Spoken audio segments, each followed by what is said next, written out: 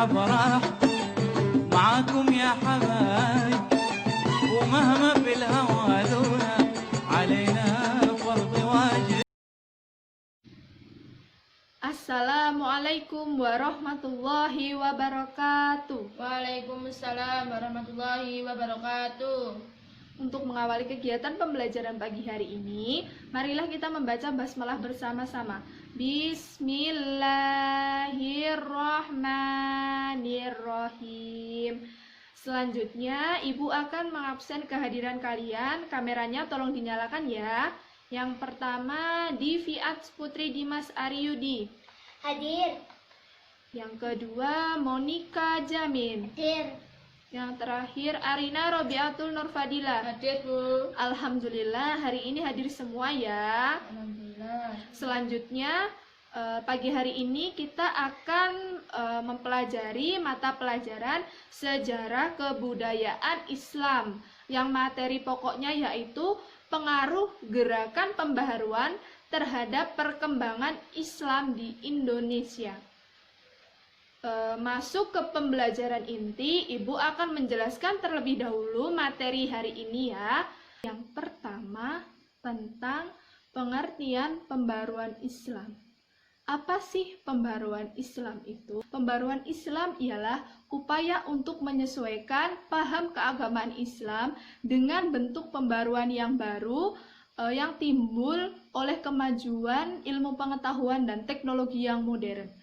Pembaruan Islam di Indonesia diawali pada abad ke-20. Kemudian, apa sih pengaruh dari gerakan pembaruan terhadap perkembangan Islam di Indonesia ini, dan masuknya itu melalui jalur apa? Ya, ada 3 jalur masuknya ide-ide pembaruan ini. Yang pertama yaitu melalui jalur haji.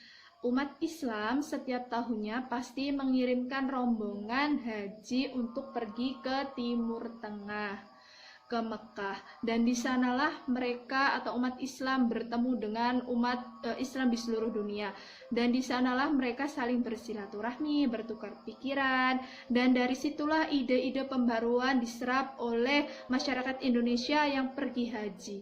Apalagi di sana banyak pelajar-pelajar Indonesia atau umat-umat Indonesia yang pergi haji dan pulang membawa ide-ide pembaruan dan juga ide-ide perbaikan dan kemajuan untuk umat Islam di Indonesia. Nah, yang kedua yaitu melalui jalur apa? Yaitu melalui jalur publikasi ya anak-anak, yaitu melalui publikasi, majalah-majalah, buku, jurnal, atau koran-koran yang beredar, yang dimana di dalamnya itu memuat ide-ide pembaruan yang sedang beredar atau booming di Timur Tengah. Nah, jalur yang ketiga yaitu melalui para mahasiswa yang sedang melakukan studi di Timur Tengah. Ada banyak sekali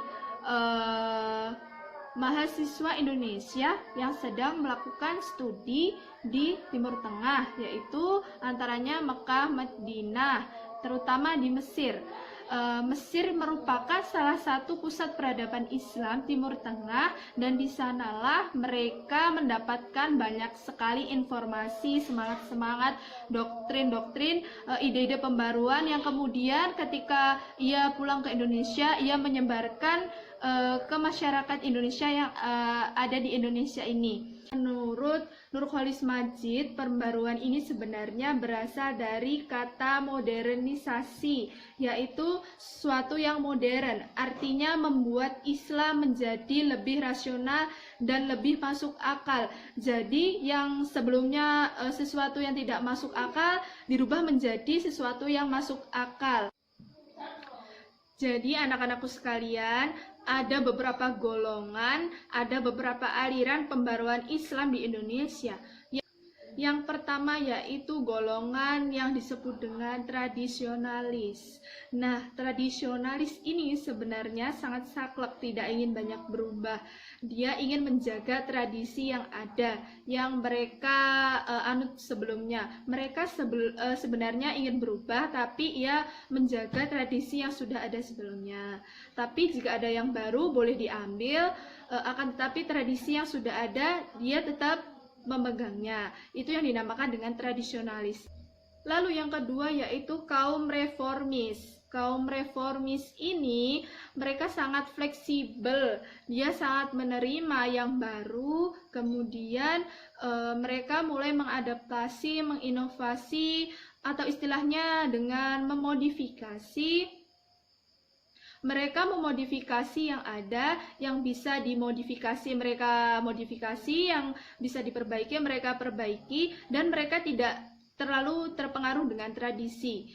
Intinya mereka selalu perbaikan seperti itu. Yang ketiga yaitu kaum radikal puritan, yaitu maksudnya mereka sangat anti dengan hal-hal yang bersifat tahayul. Kemudian yang sekelas seperti itu, yang berbau dengan syirik dan lain sebagainya. Pengennya mereka itu menghilangkan hal-hal seperti itu.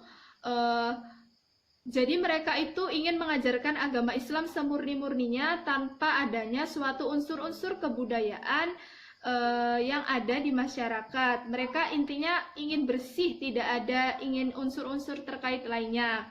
Itu tadi 3 aliran yang ada. Nah, seperti apa sih perkembangan dan efeknya bagi umat Islam di Indonesia? Nah, anak-anakku sekalian, yang terjadi yaitu setelah masuknya ide-ide pembaruan, muncul berbagai macam ormas-ormas Islam atau biasa disebut dengan organisasi-organisasi kemasyarakatan Islam yang mereka ini menjadi pelopor atau penggerak kemajuan Islam di Indonesia.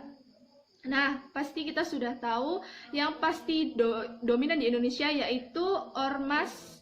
Ada 2 ormas, yang pertama yaitu Muhammadiyah dan yang kedua yaitu Nahdlatul Ulama. Kedua organisasi ini memiliki banyak sekali pengikut dan banyak sekali masjid-masjid, institusi, rumah sakit, sekolah, sampai perguruan tinggi di seluruh Indonesia. Nah, mereka ini bisa dikatakan mereka ini tidak terpengaruh oleh masyarakat. Mereka ini sangat mandiri dan tidak terpengaruh oleh pemerintah. Nah, lalu ada pula organisasi-organisasi yang menciptakan pembaruan di Indonesia ini yang muncul pada abad ke-20. Yang pertama yaitu Jamiatul Khair yang didirikan pada tahun 1905 Masehi, dan yang kedua yaitu Syarikat Islam atau Syarikat Dagang Islam yang didirikan pada tahun 1905. Lalu yang ketiga yaitu Persatuan Umat Islam yang didirikan pada tahun 1911 Masehi.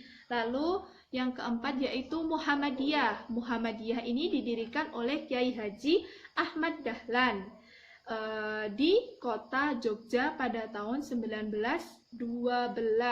Lalu yang kelima yaitu Al-Irsyad Al-Islamiyah yang didirikan pada tahun 1914 Masehi, dan yang keenam yaitu Persatuan Islam yang berdiri pada tahun 1923 Masehi, dan yang ketujuh yaitu Nahdlatul Ulama yang berdiri pada tahun 1926 Masehi. Lalu yang kedelapan yaitu Majelis Islam A'la Indonesia yang didirikan pada tahun 1937 Masehi. Nah, itu tadi penjelasan dari Ibu mengenai pengertian dari pembaruan Islam dan apa saja pengaruh dari gerakan pembaruan terhadap perkembangan Islam di Indonesia. Selanjutnya, jika anak-anak kurang memahami penjelasan dari Ibu, bisa ditanyakan atau ingin menanggapi, silahkan ditulis di kolom komentar. Ibu akan memilih salah satu saja pertanyaan yang sekiranya mewakili dari semuanya ya.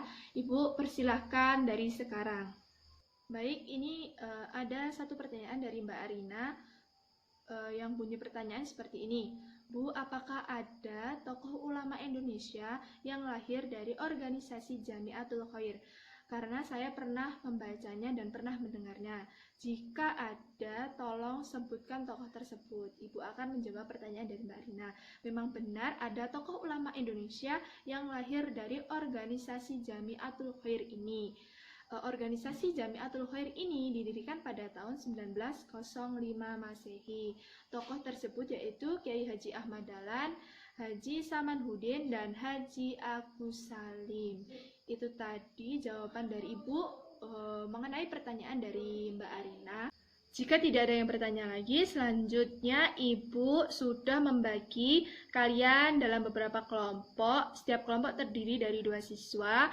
Ibu menyuruh kalian untuk mencari informasi mengenai materi yang telah Ibu sampaikan hari ini. Lalu Ibu nanti akan menunjuk salah satu dari kalian untuk menyampaikan kesimpulan dari diskusi kalian. Silahkan untuk berdiskusi mulai dari sekarang.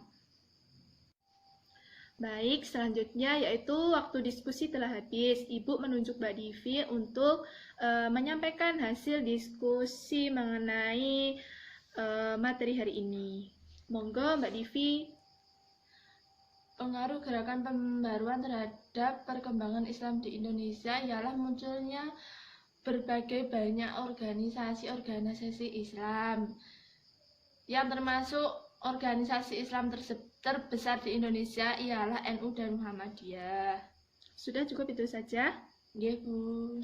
Ya, itu sudah mewakili secara garis besar. Itu tadi kesimpulan dari Mbak Divi. Terima kasih Mbak Divi. Baik, yang terakhir Ibu akan menyampaikan kesimpulan dari materi pembelajaran Ibu hari ini. Kesimpulannya yaitu ide-ide pembaruan Islam masuk ke Indonesia melalui 3 jalur. Yang pertama, jalur haji.